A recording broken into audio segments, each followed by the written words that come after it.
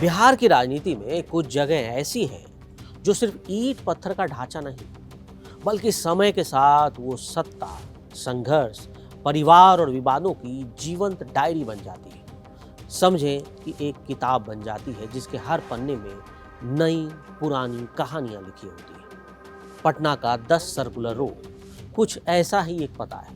ये वो बंगला है जिससे बिहार की राजनीति का सबसे लंबा, सबसे चर्चित और सबसे विवादों भरा अध्याय जुड़ा रहा है। यहाँ से 2 मुख्यमंत्री निकले, एक डिप्टी सीएम बना और यहीं से एक पूरे राजनीतिक परिवार की अगली पीढ़ी ने सियासत का पहला सबक सीखा। 10 सर्कुलर रोड आने के बाद ये बंगला धीरे धीरे सिर्फ घर नहीं, बल्कि लालू परिवार की नई राजनीतिक कर्मभूमि बन गया। राबड़ी देवी यहाँ पूर्व मुख्यमंत्री के तौर पर शिफ्ट हुई थी, लेकिन असली राजनीतिक हलचल तब बढ़ी जब लालू ने अपनी दूसरी पीढ़ी को राजनीति में उतारने का फैसला किया।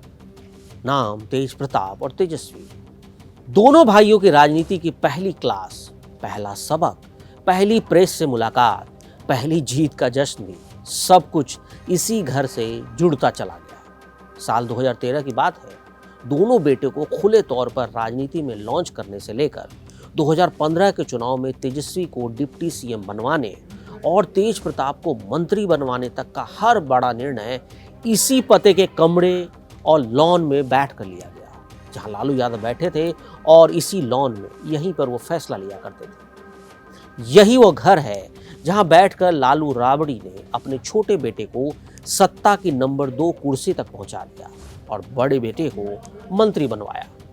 इसी बंगले की दीवारों ने यह भी देखा कि कैसे लालू ने अपनी बेटी मीसा भारती को भी राष्ट्रीय राजनीति की लाइन में आगे बढ़ाया।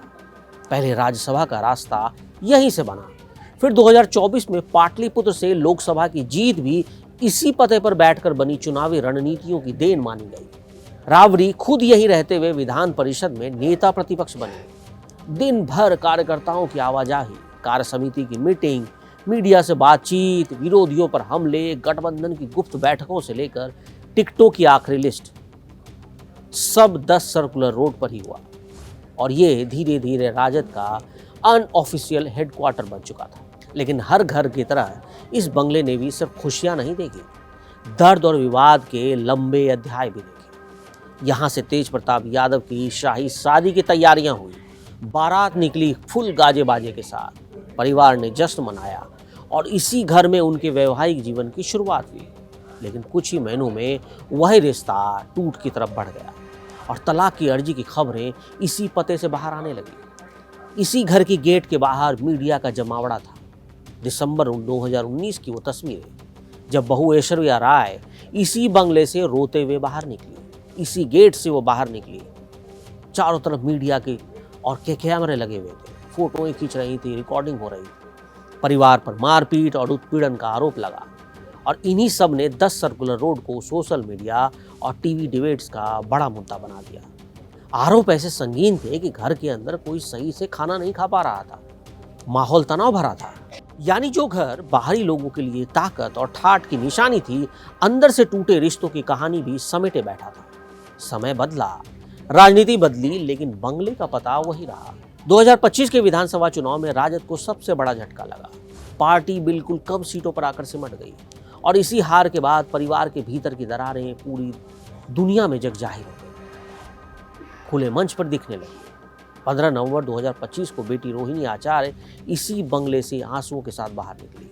तेजस्वी पर गुस्से भरे आरोप लगाए, चप्पल फेंकने जैसी बातें कही और सब ने इस घर को एक बार फिर सुर्खियों के बीच ला खड़ा किया। कुछ साल पहले बहू की सिसकियां और अब बेटी की तमतमाहट, दोनों ने मिलकर 10 सर्कुलर रोड को कभी खुशी कभी गम वाली पूरी कहानी की स्क्रिप्ट तैयार करवा दी। सिर्फ पारिवारिक ड्रामे तक बात सीमित नहीं रही, ये बंगला लगातार कानूनी और राजनीतिक बहस का हिस्सा भी बना। बिहार सरकार की पूर्व मुख्यमंत्रियों के लिए आवास वाली नीति कई बार बदली है। पहले जहां पूर्व मुख्यमंत्रियों को लंबे समय तक बड़ा सरकारी बंगला मिलता था, वहीं बाद में नियम बदले और साफ कर दिया गया कि कोई भी आवास अब स्थायी नहीं होगा, यानी जरूरत के हिसाब से सरकार पुनः आवंटन करने के लिए स्वतंत्र है। इसी बीच पटना हाईकोर्ट का 2019 का अहम फैसला आया, जिसे पूर्व मुख्यमंत्रियों को लाइफ टाइम बंगला, गाड़ी, स्टाफ जैसी सुविधाएं देने वाली व्यवस्था को गलत माना गया। और उसे खत्म कर दिया गया। और इसी प्रक्रिया का असर हुआ कि अब पूर्व मुख्यमंत्री के तौर पर राबड़ी देवी इतने बड़े साइज के बंगलों की कानूनी मांग नहीं कर सकती। अब दिलचस्प मोड़ ये भी है कि जिस केस की सुनवाई के दौरान ये व्यवस्था बदली, उसमें तेजस्वी यादव खुद एक पिटिशनर है। उन्होंने अपने डिप्टी सीएम वाले पुराने बंगले को लेकर जो कानूनी लड़ाई लड़ी, उसी में कोर्ट ने व्यापक टिप्पणी करते हुए पूर्व मुख्यमंत्रियों की स्पेशल सुविधाओं पर ही रोक लगा दी थी। आज जब 10 सर्कुलर रोड पर नोटिस लगा तो कहा जा रहा है कि वही फैसला अब राबड़ी के रास्ते में दीवार बनकर खड़ा है। यानी बंगला बचाने के लिए कोर्ट जाना भी उतना आसान नहीं दिखता। अब नया विवाद इस बात से है कि 20 साल बाद राबड़ी देवी को यह घर खाली करने का आदेश मिला है। सरकार की तरफ से तर्क ये कि यह सिर्फ प्रशासनिक प्रक्रिया है। पूर्व मुख्यमंत्रियों के बजाय अब उनकी पहचान विधान परिषद में नेता प्रतिपक्ष के रूप में है, इसलिए उन्हें उस पद के हिसाब से 39 हार्डिंग रोड पर नया और बड़ा आवास दे दिया गया। मंत्री और विधायकों को भी आवास चाहिए, उनके लिए बंगले बदलने पड़ेंगे। यही सरकारी लॉजिक है। और दूसरी तरफ राजद और परिवार का बड़ा हिस्सा इसे राजनीतिक बदला बता रहा है। उनका कहना है कि जिस घर ने 20 साल तक बिहार की राजनीति को दिशा दी, उसी पर अब सरकार ने निशाना साधा है। इसी के साथ तेज प्रताप यादव का 26M स्टैंड रोड वाला आवास भी वापस ले लिया गया और नए मंत्री को दे दिया गया, जिससे टारगेटिंग वाला सवाल और गहरा गया।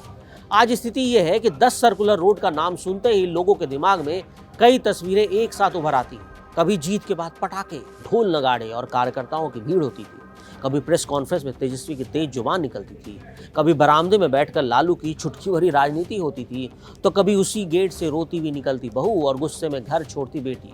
ये बंगला सत्ता का केंद्र भी रहा, परिवार की टूट का मंच भी बना और अब कानूनी प्रशासनिक फैसले की वजह से इतिहास के पन्नों में दर्ज होने जा रहा है। सीधी बात यह है कि एक अन्य मार्ग से शुरू हुई लालू परिवार की सरकारी आवास वाली कहानी अब 10 सर्कुलर रोड के ताले और नए पते 39 हार्डिंग रोड तक पहुंच चुकी है। मकान बदल जाएगा, सरकारी बोर्ड हट जाएगा, लेकिन इस बंगले से जुड़ी राजनीतिक किस्से, जीत हार की रातें, बहसें, आंसू ठहाके, ये सब बिहार की सियासत की सामूहिक याददाश्त में लंबे समय तक जिंदा रहेंगे।